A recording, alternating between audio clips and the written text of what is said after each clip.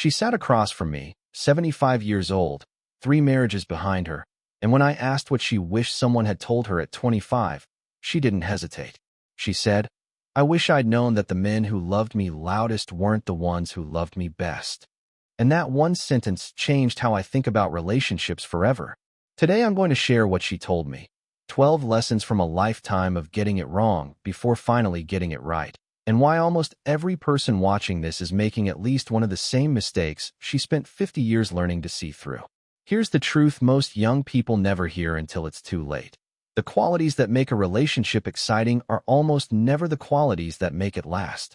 And by the time most people figure that out, they've already spent years, sometimes decades, chasing the wrong thing, mistaking chaos for chemistry and anxiety for love. She didn't learn any of this quickly. She learned it the way most of us do, slowly, expensively, one relationship at a time. But she was generous enough to hand me the shortcut. So let's walk through it. Lesson 1. Intensity is not intimacy. She told me about the man who wrote her poems, showed up unannounced with flowers, told her she was the love of his life within 3 weeks of meeting her. It felt like destiny. It felt like the movies.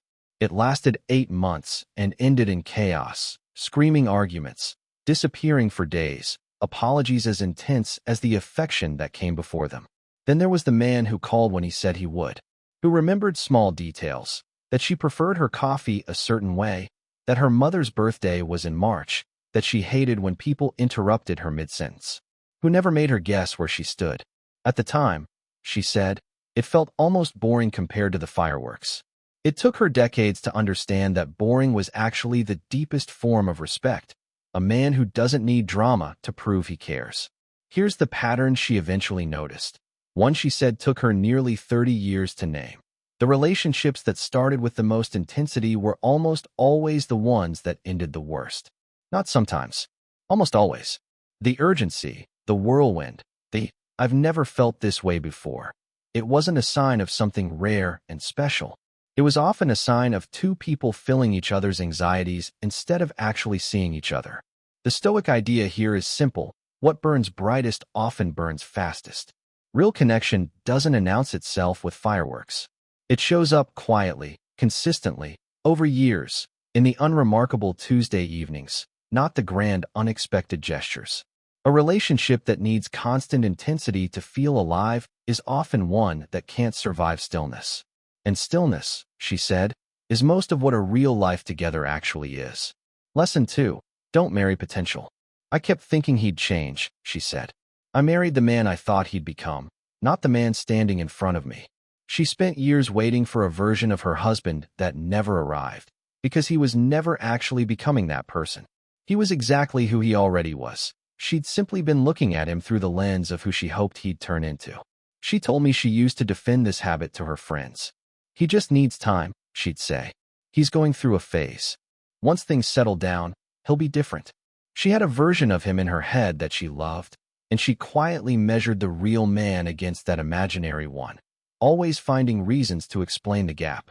This is one of the most common traps in relationships, mistaking hope for evidence. A person who shows you who they are today is telling you the truth. Believing in a future version of someone, without proof they're actually moving toward it, is an optimism. It's a bet against reality, and it's a bet most people quietly lose. She said the way she eventually learned to tell the difference was simple, if uncomfortable. Look at the trajectory, not the promise. Is this person actually further along than they were a year ago, more consistent, more accountable, more capable of the things you need? Or are they in exactly the same place, just with better excuses? Words about change are cheap. Direction is the only evidence that matters. Lesson 3. Respect quietly, before you love loudly. She told me the biggest predictor of a relationship's survival wasn't chemistry. It was how someone treated a waiter, a stranger, a person who couldn't do anything for them. You can fake charm for one person, she said. You can't fake character across 100 small moments nobody's watching. She described a date early in her life with a man who was, by every visible measure, perfect for her. Successful, attentive, well-spoken. But at dinner, he was short with the server, impatient, dismissive, the kind of small cruelty that most people wouldn't think twice about. She almost didn't either. But she remembered it. And months later, when the relationship ended badly, She realized that moment had told her everything she needed to know, months before the rest of the evidence caught up. Marcus Aurelius wrote that the soul takes on the color of its thoughts. Character shows up in the unwatched moments. How a person treats people who have nothing to offer them. That's the version of them you'll eventually be living with, not the polished version they show you on a first date. The performance is for you. The waiter gets the truth. She said this became her private test for the rest of her life. Not a dramatic one. She never announced it, never explained it. She simply watched how people treated the people who couldn't do anything for them. It never once let her down. Lesson 4. Peace is not the absence of feeling. It's the presence of trust. She corrected herself when she said this. I don't mean settle for boring. I mean the peace I felt with my third husband wasn't emptiness. It was the opposite. It was finally not having to brace myself for chaos. After 2 marriages built on highs and lows, she said the calm of her third marriage initially felt like something was missing, until she realized what was missing was the anxiety she'd mistaken for love the first 2 times. She described it almost physically. In her earlier relationships, she said, there was a low hum of tension underneath everything, even the good moments. A part of her was always slightly braced, waiting for the next disruption. She didn't even notice it was there until it was gone. It was only in her third marriage, years in, that she realized her shoulders had actually relaxed. Not metaphorically, literally. She hadn't realized how much of her body had been carrying tension for decades until it finally had permission to put it down. This is the part most people, especially younger people, get backwards. They think calm means the spark is gone. Often it just means the fear is gone. The fear of not being enough, of losing them, of walking on eggshells. That absence of fear isn't a loss. It's the actual goal. The spark isn't gone. It's just no longer competing with adrenaline for your attention. Lesson 5. The years you spend waiting for someone to be ready are years you don't get back. She was quiet for a moment before this one. I spent almost 6 years waiting for a man to decide if he wanted to commit. 6 years I could have spent building a life with someone who already knew what he wanted. She wasn't bitter about it, just clear. Waiting isn't neutral. It has a cost, even when it doesn't feel like it in the moment. She said the hardest part wasn't the waiting itself. It was how normal it felt while it was happening. Each individual month didn't seem significant. It was only looking back, all at once, that she saw 6 years compressed into a single sentence. 6 years that could have gone toward a marriage, a family, a life she actually wanted, instead spent hoping someone else would eventually catch up to a decision she'd already made in her own heart. A person who is genuinely ready for you doesn't need years to figure it out. Uncertainty that drags on isn't patience. It's often just an answer nobody wants to say out loud. She said if she could go back, she wouldn't have been angrier or more demanding. She simply would have believed the 6 years of hesitation the first time she saw it, instead of the 5th. Lesson 6. The goal was never to be chosen. It was to choose well. This was the one that stayed with me longest.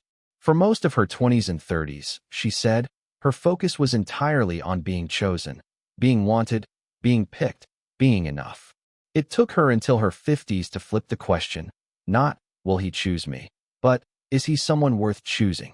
She described her younger self as constantly auditioning, trying to be interesting enough, easy enough, attractive enough, low maintenance enough, endlessly adjusting herself to increase her odds of being picked by whoever she happened to be interested in at the time. It didn't occur to her, for most of that time, that she was allowed to be doing the choosing too. That shift, she said, changed everything.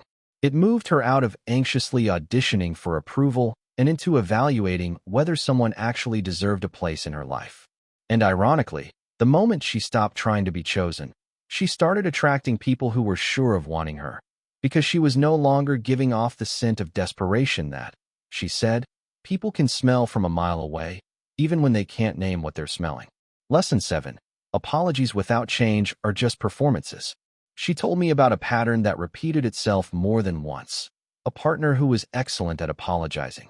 Flowers, tears, beautifully worded texts explaining exactly how sorry they were and how they'd never let it happen again. And for years, she accepted those apologies as proof of love because they felt so sincere in the moment. It took her a long time to notice the actual pattern. The apology always came, but the change never did.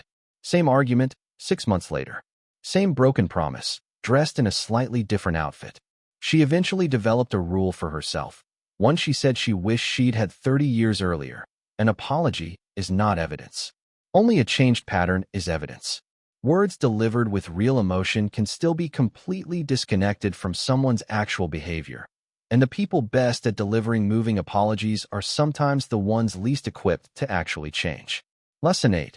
You can't outlove someone else's unreadiness. This lesson came with a long pause before she spoke.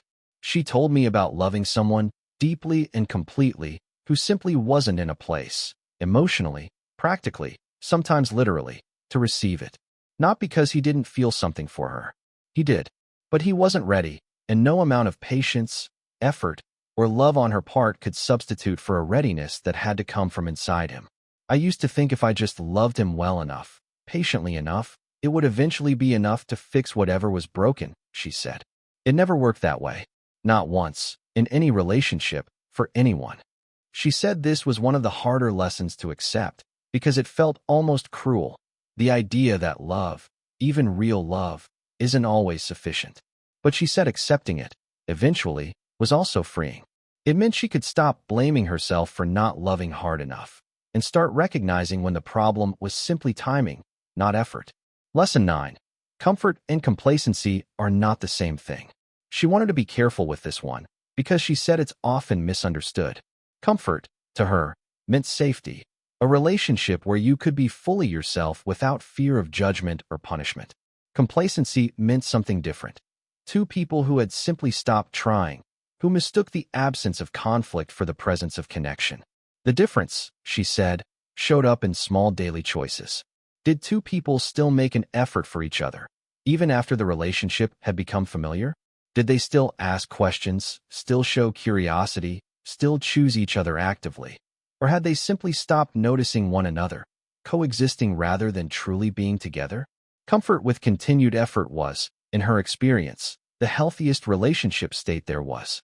Comfort without effort quietly curdled into something closer to loneliness, just shared under the same roof. Lesson 10.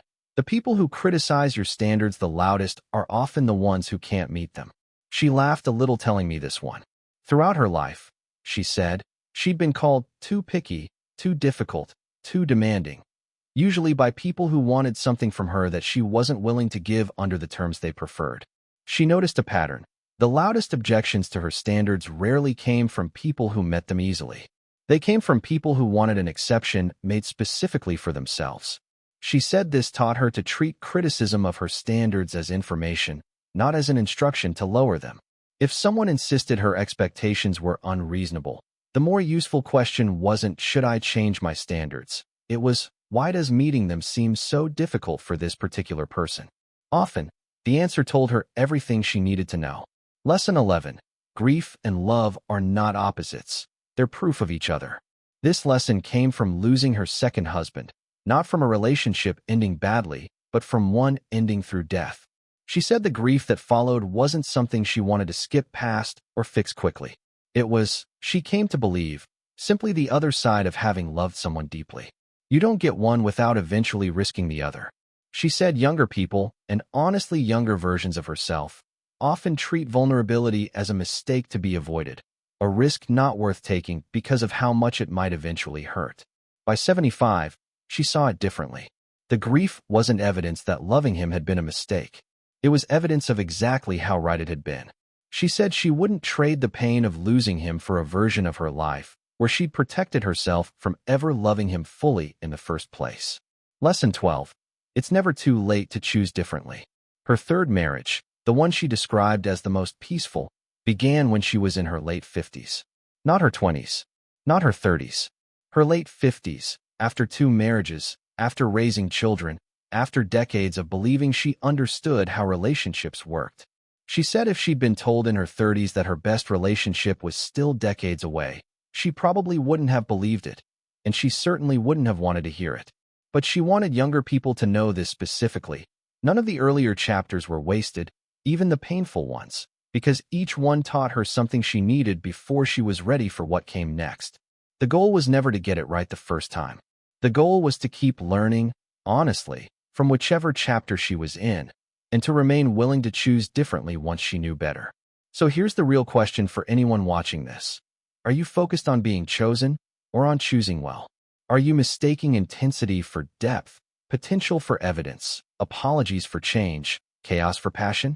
Are you treating comfort like a warning sign instead of what it actually is, the foundation everything else gets built on? The advice a 75-year-old woman wishes she'd known sooner isn't complicated, even though it took her a lifetime to fully understand it. It's actually simple enough to fit in a sentence. Pay attention to who someone actually is, not who you hope they'll become, and notice whether being around them feels like peace or like bracing for impact. You don't need 50 years to learn this. You just need to actually listen when someone shows you the truth, instead of waiting for the version of them you're hoping to see. And you need the courage to act on what you already know, instead of explaining it away because the alternative feels uncomfortable in the moment. She told me one last thing before we finished talking. She said the strangest part of getting older wasn't losing her looks or her energy. It was realizing how much time she'd spent afraid of things that, in hindsight, were never actually as dangerous as they felt.